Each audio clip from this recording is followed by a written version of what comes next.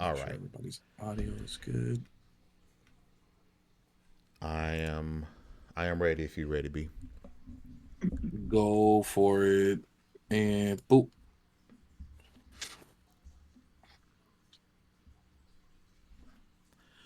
All right, you ready? Yep. Okay. What's going on, people? Fam and the team here from LV1Gaming.com. But thank you guys for rocking with us once again today, because today is very interesting. Because as you guys know, I don't review a lot of games. I don't preview a lot of games because we have a big team at level one, and I want them to experience a wide variety of titles and have that experience, previewing and reviewing games. But there was a game that came across my feed that caught my eye that I just had to get my hands on by Rubber Duck Games. It is called Evil Wizard. Okay. As soon as I saw this game and I saw some of the mechanics of the game, I knew instantly it was for me. I reached out. I was able to get a preview of the game, which is up on our YouTube channel and it's on our website, of1gamer.com, our preview of Evil Wizard. And it was a game that fascinated me. I loved my time with it. I think I played the demos about an hour long. And I was like, this isn't enough. This is not enough. I want to talk more about the game. I want to learn more about the game. So graciously, through the power of our communication director, Baron J67, he was able to reach out to Rubber Duck Games, and we were able to get some people from the team to come out and talk to us today. So before we get going, let's do some introductions here. And I want to make sure I put some respect on y'all's names. So first we have the art director, Ruben Gomez. How are you doing today, sir? Hello, guys. Nice to meet you. It's a pleasure to me to be here today. And Ruben, I love the beard. I wish I could pull that off. I I think mine stopped growing, but if I was to ever let it get, that's how it will go. I love the Viking look. It looks amazing. It looks absolutely amazing. Thank you so much. And next up, we also have programmer. He doesn't have a beard, but he's still awesome. Yep. Diego Ordonez, how you doing, my brother? Thank you. Doing great. Thank you. It's great to be here. Now, I do want to, and if I know I kind of said his name, but you guys know Baron J67, our communication director. What's going on, B? How's it going, folks? I'm just glad to be here. I love when it goes from messages on an app, like just emails back and forth, to now we're sitting here with the folks, power of the internet. We're literally across three different time zones, and we're sitting here able to talk about video games, and especially Evil Wizard. So it's an awesome experience. I'm glad to be Yeah. here. So I do want to ask, and Diego, I'm gonna swing this one over to you, and then Ruben, you please chime in. Could you guys kind of give us, for people who are watching and learning about the game for the first time, what is the overarching? What can you say is this is Evil Wizard? What Evil Wizard is about? Right. So we like to frame it as a humor-filled action RPG. So we love humor, and we wanted to make an action RPG like Hyper Light Drifter or maybe The Legend of Zelda: Link to the Past, um, but fill it with jokes and humor across different planes, like with interactions. I think you played the game, and there are a couple of jokes that the evil wizard tells you to do something, and it messes with you. We Yes. break the fourth wall a lot, yeah, and just funny sketches along cinematics. And we wanted to frame that in a sense that we could allow the player to interact with Evil Wizard, and Evil Wizard to be able to interact with the player. So we thought maybe to be a final boss that has been defeated, like you did countless of times. Like you're the hero most of the time, and you defeat an evil wizard. So we took the evil wizard archetype and trying to build a game around it to express this kind of like anti-hero villain, sort of like Deadpool, and put all of that into combat design, with the action RPG and cinematics. Like try to balance everything out. So yeah.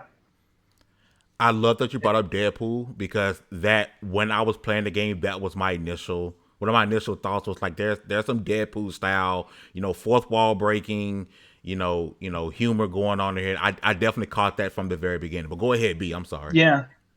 Oh no, I was just gonna say, and to the icing on this wonderful cake, because I love when any medium breaks the fourth wall. I think it's the coolest thing Yeah. ever. But it's pixelated. Like, No, right. and that's my favorite art style one because it's timeless. Like you could Yeah. look at this game 30 years from now and it'll look just as beautiful as it does today. Right. And so that's epic. Yeah.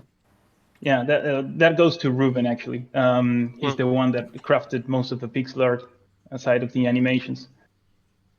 Oh, so that was your decision, Ruben? yep, yep. Oh, so what And the was and the where were decision you of at? and the decision of mix three different style of art, no, pixelate and the UI is not pixelate. The effect is more realistic, but we try to put these different styles of art like an extension of the evil personality, no? Mm-hmm. He knows that he's part of a game. He's a villain, and he knows try to not respect any social rules. No, we try to I try to represent that in the style of the game.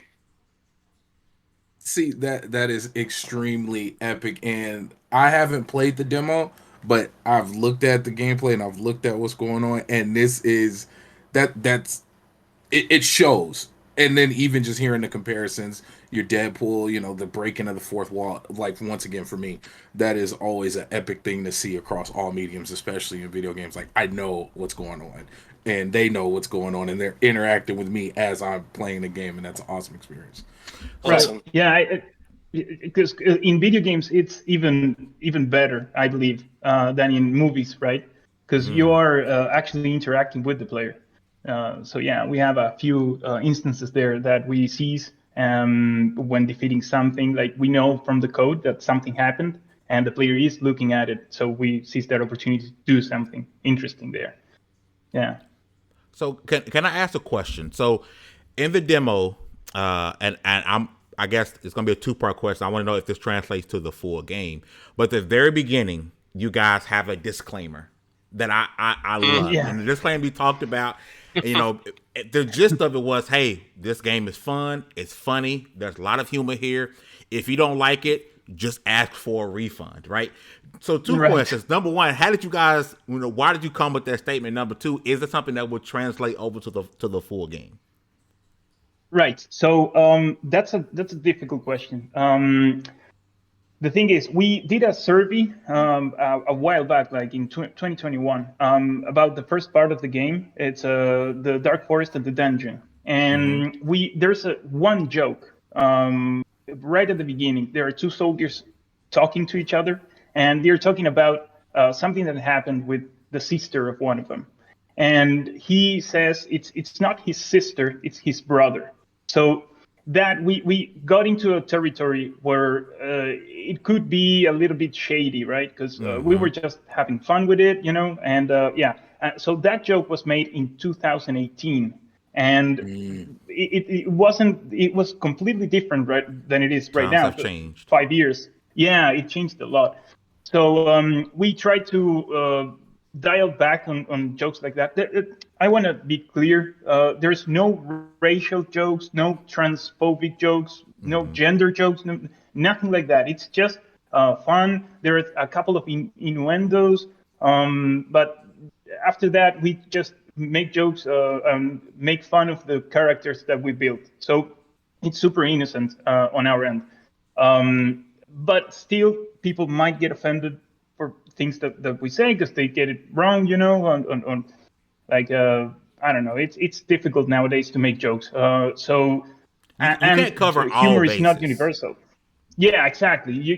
You just can't because I don't have your life and your point Mm-hmm. of view, and maybe something that is offended to you, I just it flies by my head. I have no idea, and vice versa. So we can't feel like everyone's shoes. So we just put the disclaimer. Basically to avoid having like bad reviews because of that, because we believe that the game is good, but we are a little bit afraid that the humor might be, because some people won't like humor, won't laugh at it, and that's okay. You have the gameplay, the combat mechanics to like fill that gap. But what we don't want is for people to get angry or to get offended actually by looking at those jokes. Now, the disclaimer is a little bit tough, the one you read, Yeah. because it uses the offended a lot, and we even make a joke at the end. Not a joke; it's actually we mean it. Like if you got offended for reading that, then you just return the game. Like anticipating that it's going to be rough. What we didn't expect was for people to imagine that what is offended to you, right? Like it could be a million things. So it could be like having jokes about being bullied. Maybe I never been bullied in my life, so that's good for me, but it's not good for you. You know, to make jokes about that. I don't know, stress disorders, anything.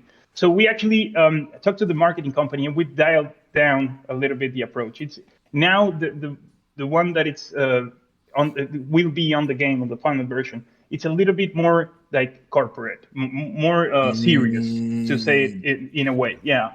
Just Okay. because we don't want to send a mixed signal, you know.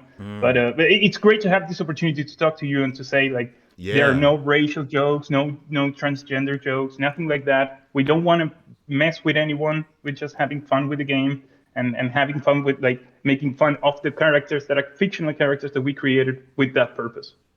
No, that's awesome because having that Yeah. clarity off the bat. Because again, when it comes to using terms like offensive or offended, it's such a wide range of things, right? So you guys coming out and saying off the rip, there's none of this, there's none of that, there's none of that. It gives people more of a realistic expectation, of the game, and it Right. won't.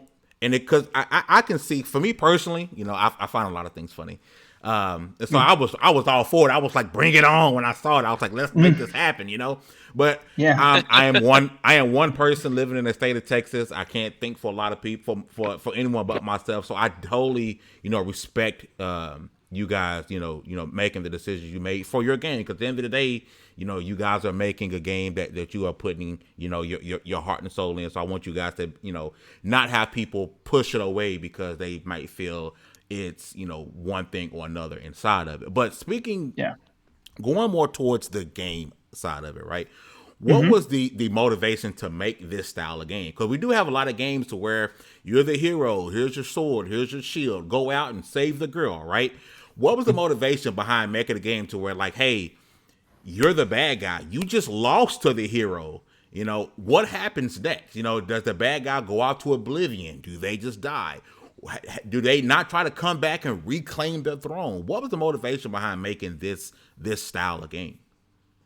Right. So I read the question that you sent and like try to figure out what happened back then, because it was 2018. So it was a long time ago. And I what I remember was getting a Nintendo Switch for the first time, and the first game I played was Hyper Light Drifter, and I followed that up with after Legend of Zelda, of course, and I followed that up with Gold Story, and I think unconsciously I just mixed the two of them. I didn't realize it at the time that I was like mixing these two. And at that same year, Deadpool came out, and Thanos was a big thing with the Infinity War movie that we are huge fans. So I think I unconsciously I just took all these things that were happening, like the movies and games, and I just mixed it all up because I want to have magic. That was Yeah. the main point, And I wanted a hook because it's like another mage in another game, like you're the hero. I'm kind of like tired of those games, and those stories. Like the good guy survives and the bad guy dies, and everyone's happy after the ending. So yeah, I went and I wanted magic because it's so easy for the design point, right? Like you just throw a fireball out of a stick and it makes sense, and you can just freeze enemies. Yeah, and it makes sense Yeah. for players. I mean, we are used to it, right? So yeah, I think I mixed all of that up and just started with that with Evil Wizard. And later on, Ruben, when I pitched the game to Ruben, he loves that kind of humor because Ruben's sense of humor and mine are super similar, and he's a very funny guy as well. So yeah, I think it was an easy sell, Ruben, right? Yeah. Right, right. Yeah.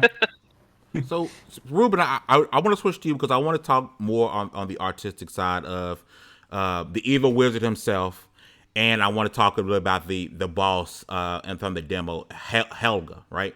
So, can you kind of explain what kind of went into your thought process of making the evil wizard? At least from what we've seen so far, he's faceless. You know, he has the hoodie on, so you can't really see details of his face.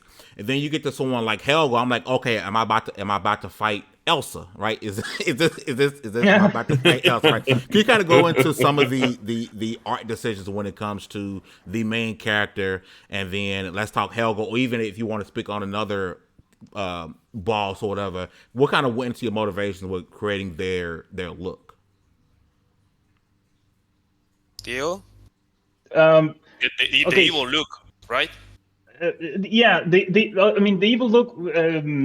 I wanted to make the standard, the classical evil wizard, right? With a red hoodie and yellow eyes, you know, and just a generic one. Now, Ruben, when you drew the Helga, It's a simple design, no? The evil, no? yeah, super simple. But what can you tell us about Helga, the ice boss? Okay, he's based in a character of World of Warcraft, right? Yeah. Got it. Yeah, but it's similar to Elsa. Yeah. Elsa. Yep. So, see it. Yeah. And I'm gonna admit I died. In the video I put out, it looks like I beat her second try. I died at least 10 times.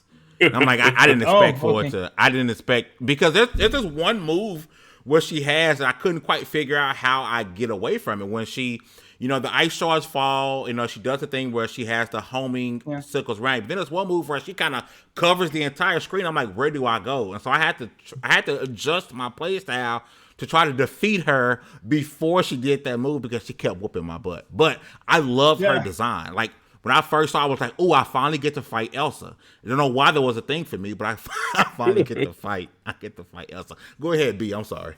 Yeah, no. So I have to ask, and I feel like this is a yes, but Helga, or without spoiling anything or giving any other names away, is this going to be a common theme where the name, it's going to be a very punny name for the bosses?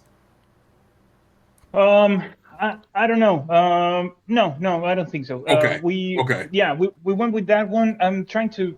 There's something that we like some kind of way we named a few characters that maybe players realize that. But no, there's no. We have a lot of puns in the game, but not. We try to dial it down. Even, Okay. Yeah. He's like, let's not cross all the way over. Yeah, we called her the ice boss, you know, then the patio boss, and that's the programming language that we used. And but Pablo Perez, the one that made the animations, he's really good at coming up with names. So I think he named almost everyone. Other than like soldiers, it's called Soldier Viking. Mm-hmm. We just let them do like that. Yeah. So no, go ahead, B. Oh no, I was gonna ask, because is how big is this team working on Evil Wizard? Right. Okay, so it's Ruben and me. We started with the basic one, art and programming, and we're just basing off a design. And then we got Gonzalo Martinez as a producer, kind of like a slash game designer slash AI programmer, something like that. And but he's really good. Like, his focus is production. And when we got, like, the three of us, we wanted to ask for a publisher, right? So when we got a publisher, it was like a miracle for us. We started to expand slowly with friends. because we know it's not almost always good to work with friends, but in our case, we knew them, we had trust, we knew how capable they were, so we got Sergio Waxwell for technical art, shaders, VFX, all the fires and stuff like you see. And then we got Pablo Perez as the animator. He's a fantastic animator. Like you've seen nothing yet, because the best animations, I think we've been like leveling up ourselves as developers as the game went through. So I think the ending is the best part of the game for sure. Yep. And yeah, and then we have Hakon Davidson as composer. He composed the entire thing with sound effects, everything that is in the game, and it has sound. It comes from him, except from voice actors, of course. Yeah. So Ruben, so that's like the core team. Yeah. Okay. No, I'm sorry. No, you're sorry. Ruben, I want to switch to you and ask about your inspiration when you did the art for this game. Is there any other games you might have played or any other developers that you know what that kind of gave you inspiration of going with this particular way of the art you guys use for this title? I didn't think in any particular game to create the Evil Wizard world. I try to just to. Diego, help me, please. Sure. Yeah. Can we bounce off a little bit of Spanish in here? Is that okay? Yeah. Okay. Sí, no, o sea, en realidad no me inspiré en ningún juego, ¿no? Traté de que sea lo más original posible. Right. So, I try to make the Evil Wizard art style the most original that I can do. So I try to dejar let go in the inspiration of other games. Okay. Yeah, and see what I can do for the art.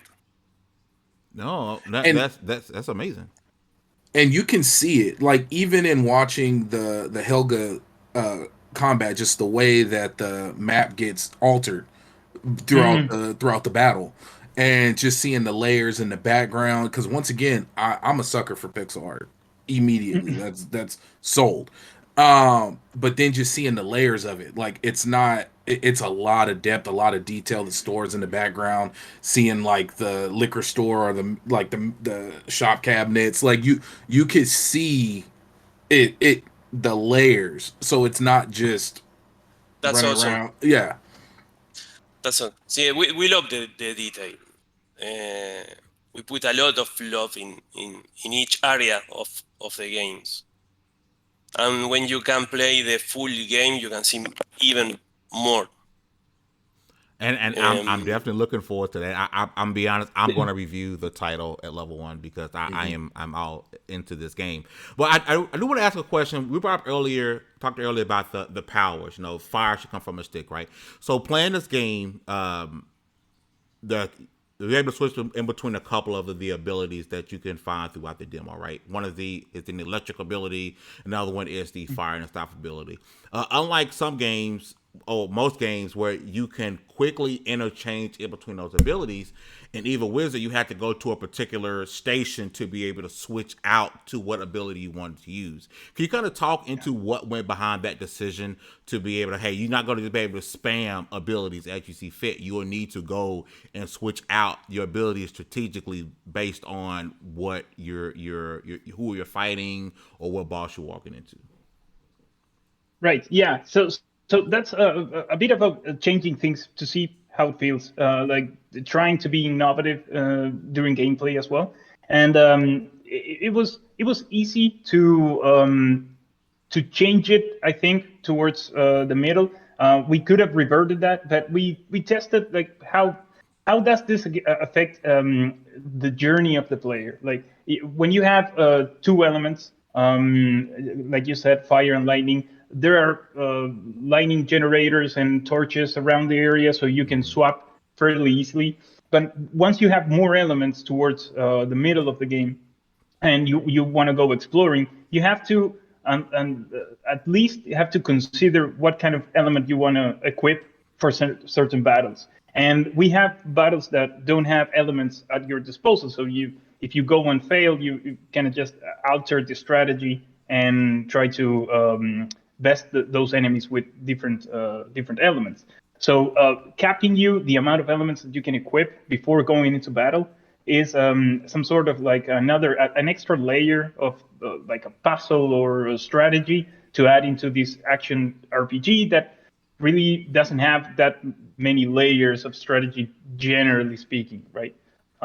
So you have something else that we put in there and see like, okay, does this affect gameplay in a bad way, or maybe we are creating something a little bit special, to contemplate with the combat design. And it's funny how one small decision like this can alter the game in such a way that we have to be really considerate of players before they approach a battle. And like, okay, what if they come here with fire and they just keep trying, right? Is this going to be super boring or super difficult? And it's going to be like super easy with another element. So we try to balance that. And Gonzalo made a huge work to tweak the bosses and the enemies to try to make it fair with each element. However, they all have like their different strengths and weaknesses as well. So you're gonna see it in the second boss fight. I think that's when we show you. You have all three elements, and we show you like the real power of switching the elements between in a fight. Because we want to, and there's a couple of things extra that I don't know if we can I want to spoil. Yeah. But yeah, I mean, it will make sense later in the game when you upgrade your equipment and have extra things to do with the elements. And see, when you say that, I automatically hear a lot of replayability, like trial runs, like people running through, like, oh, I just want to fire I want to do fire throughout the whole game. I want to do ice throughout the whole game. Like, it adds so many more layers, like you said, and creates a whole game within a game. Like, right. it's pretty cool. Now, do you? Yeah. No, go ahead. No, I'm go so ahead. Sorry. I want to feed off that and ask: are you able to tell us how many different abilities there are, and do you both have a particular power that you enjoy using the most? Yeah, Ruido. In the demo, you can only use fire and ice, right? Lightning. Lightning too. Yeah. In the full version, you will also be able to use earth and the void. What is a kind of poisonous attack that, in addition to hurting the enemies, restore your lives at the same time. That makes sense for an evil wizard, right? Yeah, we want to put something extra there. Yeah. My favorite effect from the visual, I feel, is lightning. Yeah. But got you. But in the full version, sometimes the combination of two powers at the same time is even better. So maybe you can freeze enemies with ice and destroy them with lightning. No? Yes. Freeze, lightning. See, that's something I hadn't thought of because of course in the demo it's just the fire and the lightning, so they don't really play off of each other. So in the full game, there will be opportunities for you to mix and match and have those abilities play off of each other. Like you said, freeze them and then lightning is a killer. We'll have those opportunities in the full game. Yep. See, that was a spoiler, right? Yeah, the one I was talking about earlier, but yeah, that's okay. we went from spoiler to exclusive, guys. So yeah, an exclusive from Ruben. Yeah. I didn't want to say anything, but yeah. I love it.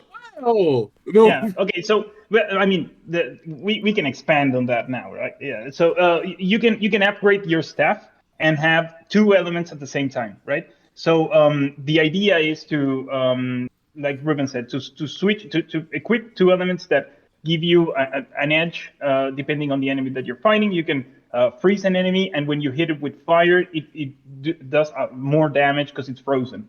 When you can also put a void, for example, on an enemy and get life steal to recuperate hearts. And if you do it while it's frozen, you can do maybe two attacks at the same time.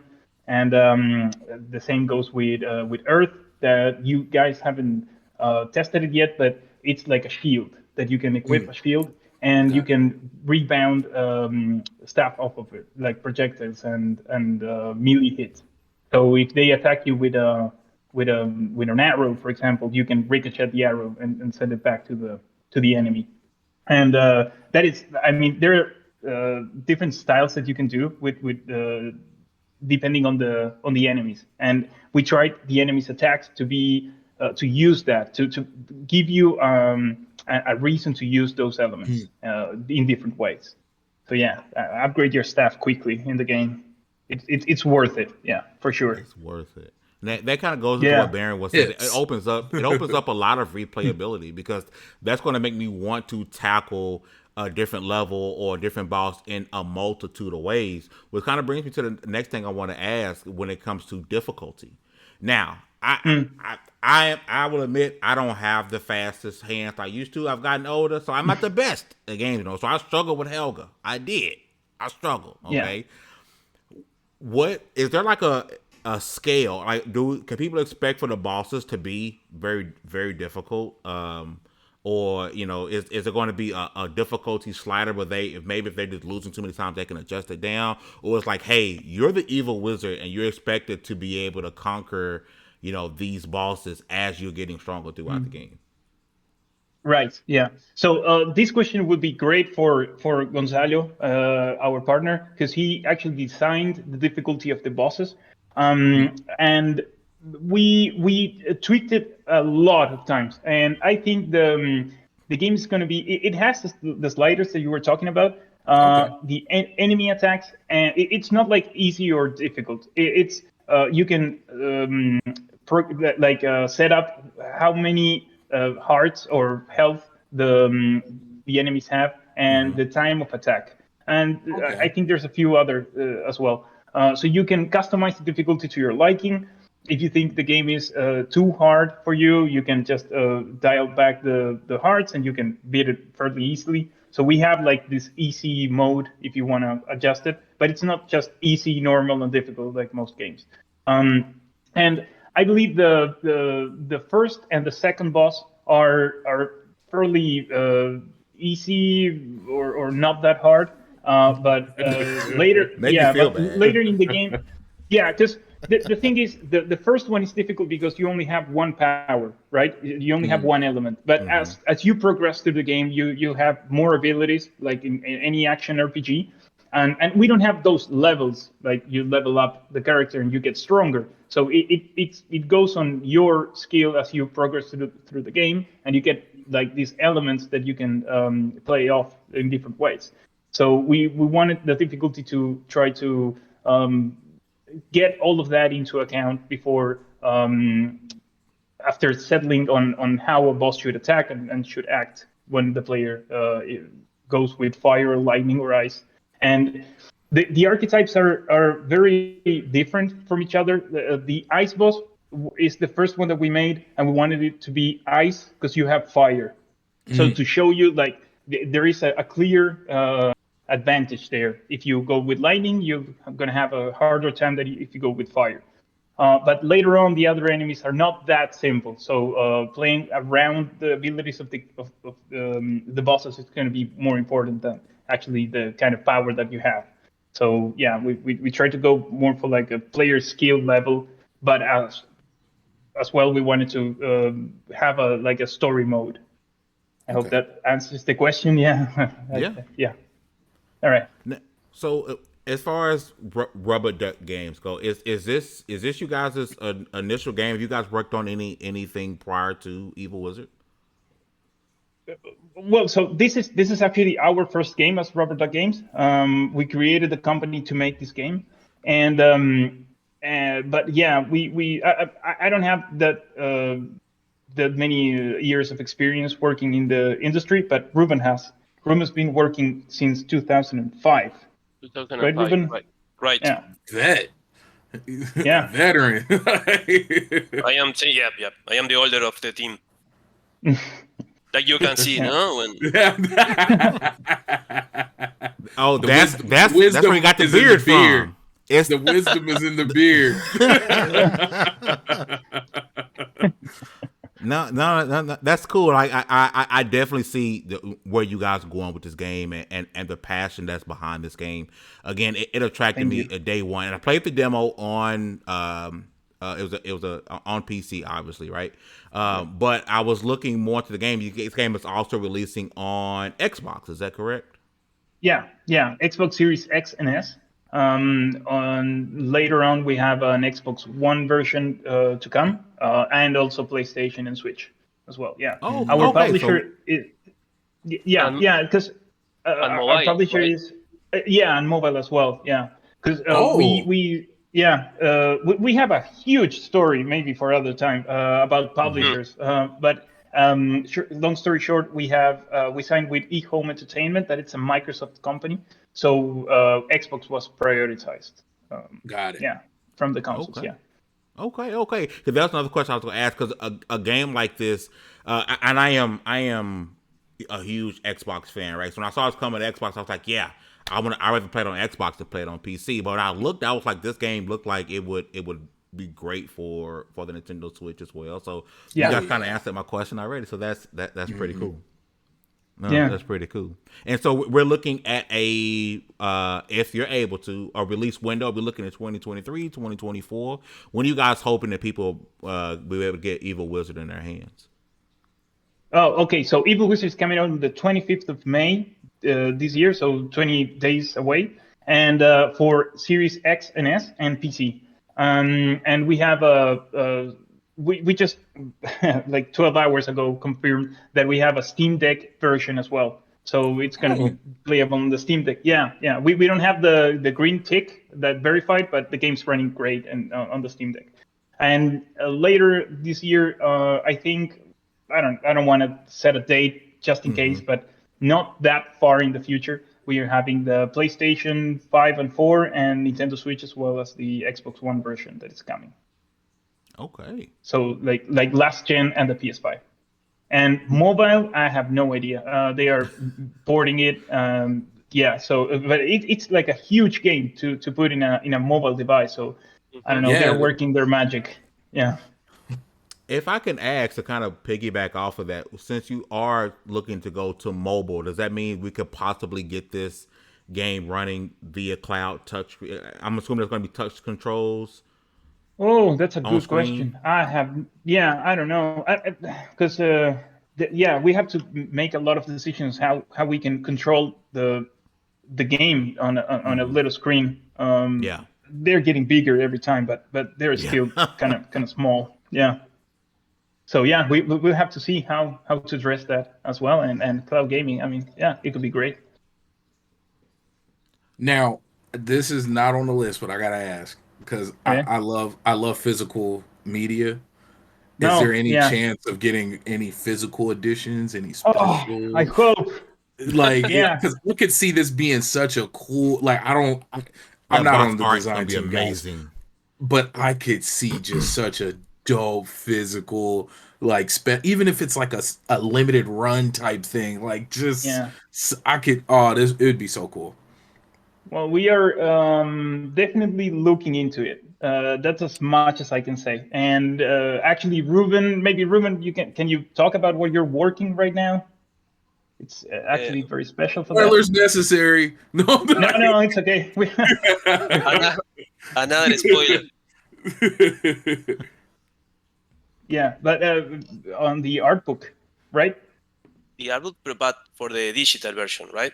Yeah, so he's making an art book as a digital version. We wanted to craft this and put a lot of the design, the ideas that we had, and some things that were not in the game. So he's making like a digital art book, and that would be great to put it on a physical disc as well. We're always thinking about that.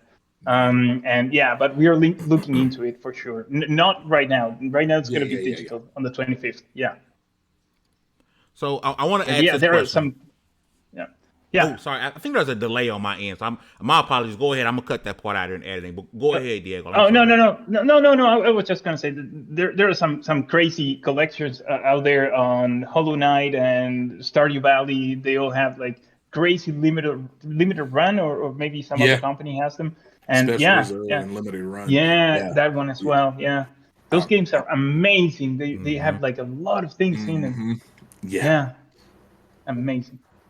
So if I could have you guys do one thing, so we're gonna stick to what we know the platforms that you're releasing on PC, Steam, and Xbox, right? So if you could look at the PC gamer or the Xbox gamer and kind of give them a pitch on why they should give Evil Wizard an opportunity, what would you say to that gamer?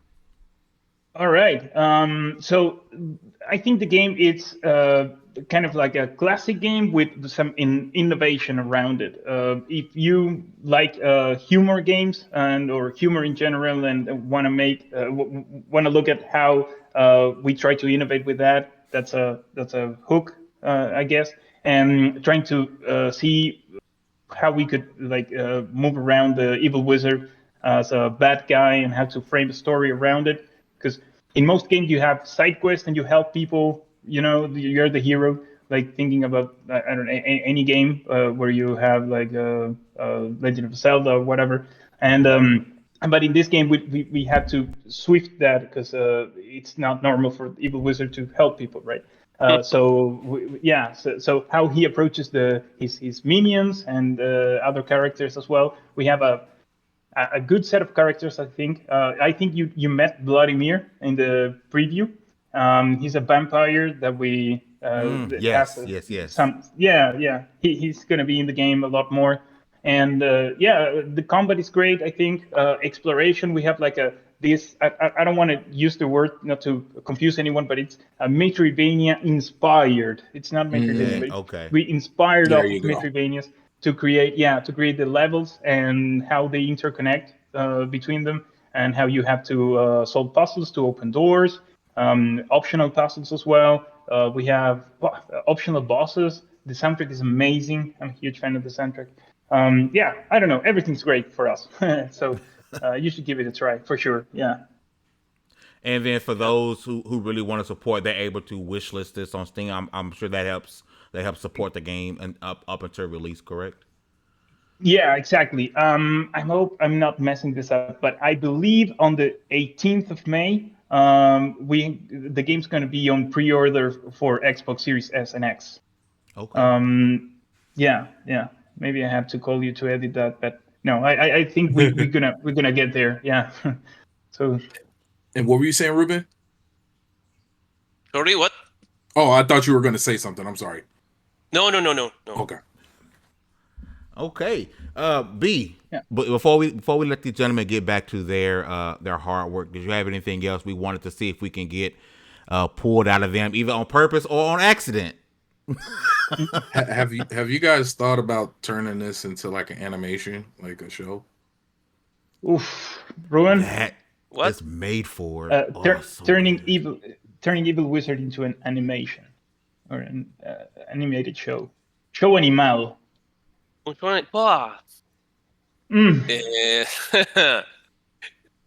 sé, que salga algo así, que podamos hacer algo así.